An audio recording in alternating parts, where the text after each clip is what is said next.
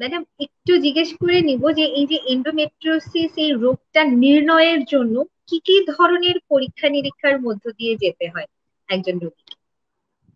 ধন্যবাদ। প্রথমেই রোগ নির্ণয়ের জন্য ডাক্তারের কাছে খুব ভালোভাবে এক্সামিনেশন করাটা প্রয়োজন, এটা আমি মনে করি। অনেক জায়গায় দেখা যাচ্ছে একটা ইনভেস্টিগেশন ডিপেন্ডেন্ট চিকিৎসা হচ্ছে, এটা একেবারেই সঠিক না। আমরা মাঝে মাঝেই পাচ্ছি যে রোগীকে টাচ না করে, রোগীর এক্সামিনেশন করে না দেখে একটা আল্ট্রাসাউন্ড দিয়ে গেল, তো সেই আল্ট্রাসাউন্ড কোন জায়গায় হবে সেটাও জানে না, দিয়ে দিল আল্ট্রাসোনোগ্রাফি। হ্যাঁ, তো অবশ্যই প্রথমে ডাক্তারের কাছে যাবে, ইতিহাসটা তাকে সঠিকভাবে বলবে, রোগ অনুযায়ী তখন ডাক্তার তার পরীক্ষা করবে এবং তারপরে পরীক্ষা নিরীক্ষা ইনভেস্টিগেশন। তো আমরা যেটা সংক্ষেপে আমরা বলতে পারি একটা আল্ট্রাসোনোগ্রাফি লাগবে। তো এন্ডোমেট্রিওসিসের জন্য যে কোন জায়গায় সিমটম অনুযায়ী সেইভাবে আমরা আল্ট্রাসাউন্ড দিব।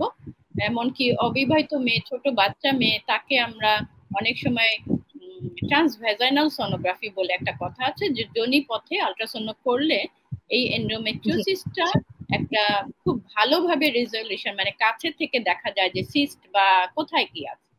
কিন্তু এটা বিবাহিত মেয়েদের জন্য প্রযোজ্য, অবিবাহিত মেয়েদের জন্য যোনি পথে এটা দেওয়া যাবে না। তো তলপেটের আল্ট্রাসাউন্ড করে, অথবা আরো একটা আছে যে পেরিনিয়াম, মানে যোনিপথের ভিতরে না দিয়ে ওটার কাছাকাছি আল্ট্রাসাউন্ডটা প্রোবটা ধরে এটা আল্ট্রাসাউন্ড করা যায়, এটা ট্রান্সপেরিনিয়াল সোনোগ্রাফি বলা যায়। তাহলে ট্রান্সভ্যাজাইনাল, ট্রান্সপেরিনিয়াল অথবা ট্রান্সরেক্টাল, মানে বায়ুপথে আল্ট্রাসাউন্ডের একটা প্রোব দিয়েও এটা পরীক্ষা করা যায়।